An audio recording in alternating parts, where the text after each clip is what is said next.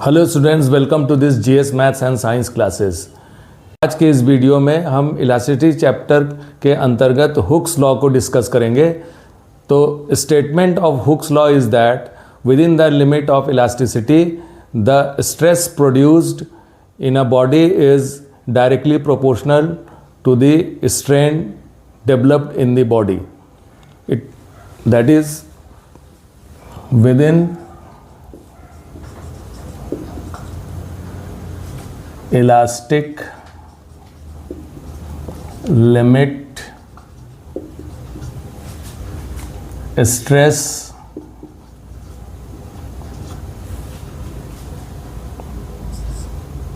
produced in a body is directly proportional to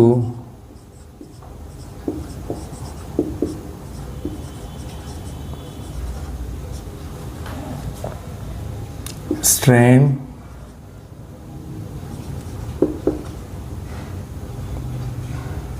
developed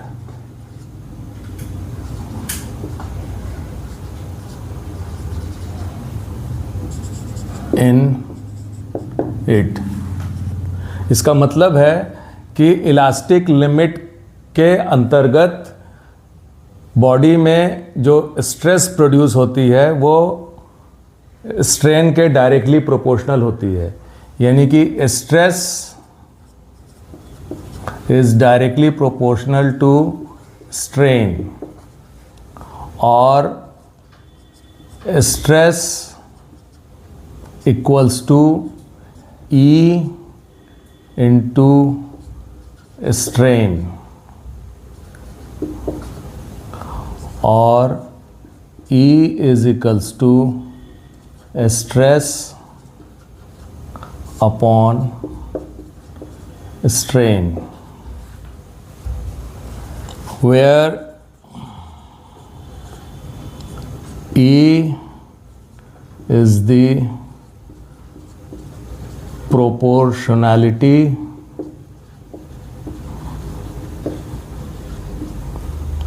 constant called modulus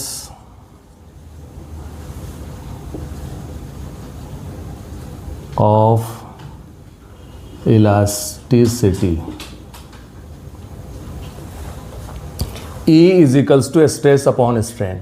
तो किसी भी इसको जो है मॉडुलस ऑफ इलास्टिसिटी कहा जाता है। तो किसी भी बॉडी का मॉडुलस ऑफ इलास्टिसिटी जितनी ज़्यादा होगी बॉडी उतना ही ज़्यादा इलास्टिक होगा।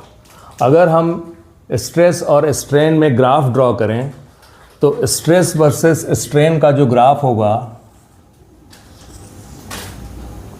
अगर हम एक्स एक्सिस पर स्ट्रेन को लें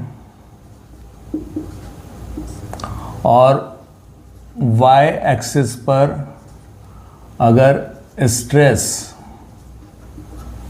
को ड्रॉ करें और किसी भी बॉडी के लिए स्ट्रेस और स्ट्रेन का graph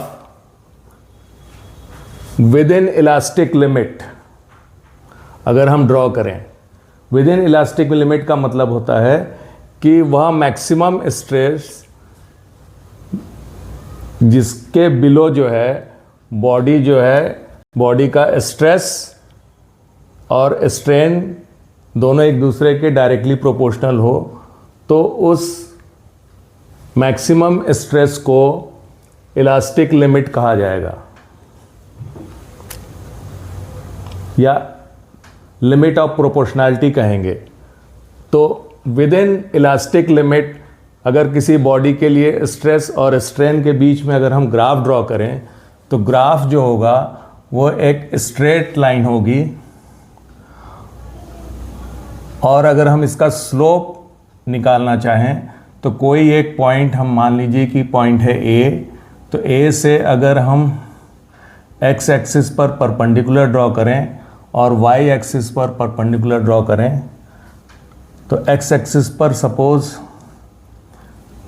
foot of perpendicular is m and y axis पर फुट ऑफ परपेंडिकुलर अगर n है तो E is equals to stress upon strain.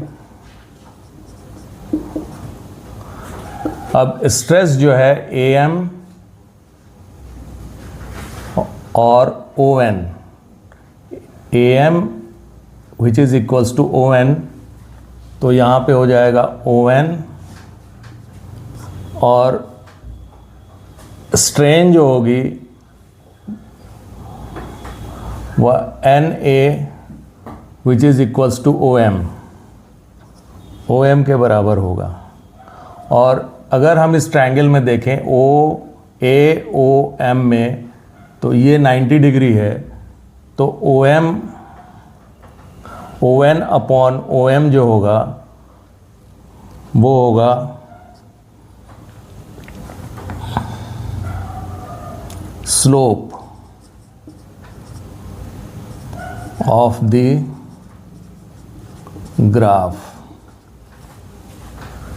तो स्लोप ऑफ द ग्राफ से हम किसी भी बॉडी के स्ट्रेस वर्सेस स्ट्रेन ग्राफ के लिए हम मॉडुलस ऑफ इलास्टिसिटी को हम इस स्लोप निकाल करके, इस ग्राफ का स्लोप निकाल करके हम बॉडी के मॉडुलस ऑफ इलास्टिसिटी को कैलकुलेट कर सकते हैं। तो बॉडी के स्ट्रेस वर्सेस स्ट्रेन ग्राफ का स्लोप जितना भी ज़्यादा होगा उसकी मॉडुलस ऑफ इलास्टिसिटी उतनी ही ज़्यादा होगी, यानी कि बॉडी उतना ही ज़्यादा इलास्टिक होगा। तो अगर सपोज़ करिए कि दो ग्राफ है, एक है बॉडी A और दूसरा है बॉडी B, दोनों का stress versus strain graph draw किया गया है।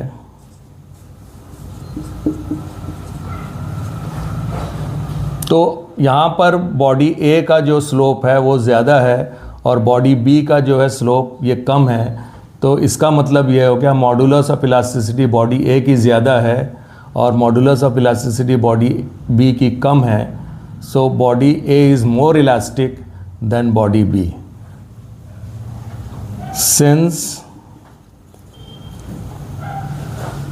slope of body A is more than slope of body B, therefore body A is more elastic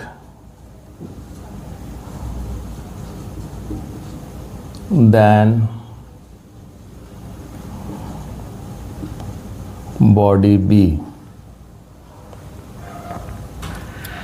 लेकिन अगर हम इस स्ट्रेस और स्ट्रेन को अगर हम चेंज कर दें, यानी कि स्ट्रेस को अगर हम x एक्सिस पर लें और स्ट्रेन को अगर हम y एक्सिस पर लें, तो हमारा ग्राफ का जो स्लोप होगा तब वो चेंज हो जाएगा।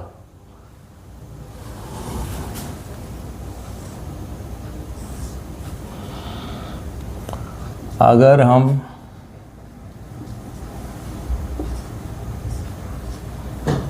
x एक्सिस पर स्ट्रेस को ड्रॉ करें और y एक्सिस पर स्ट्रेन, तब ग्राफ का जो स्लोप होगा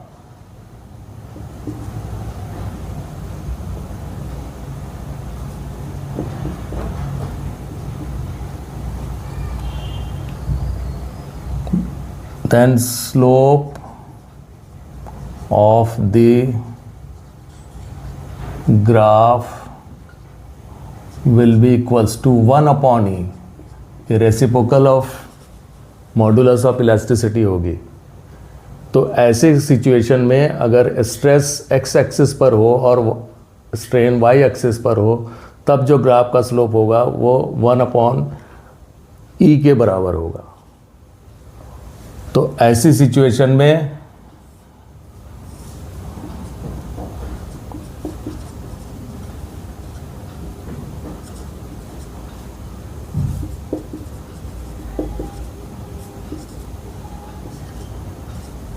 अगर दो बॉडी का ग्राफ लिया गया है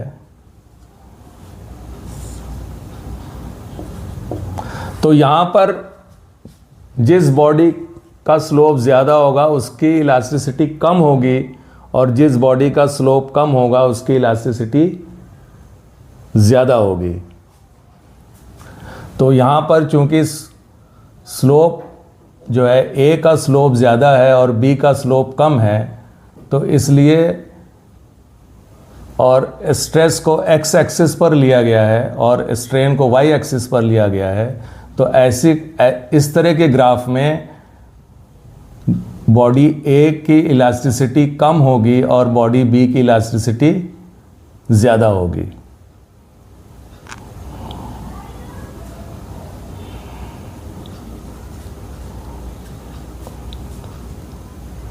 body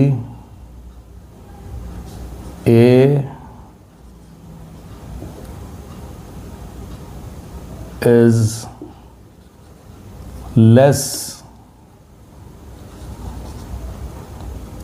elastic than body B.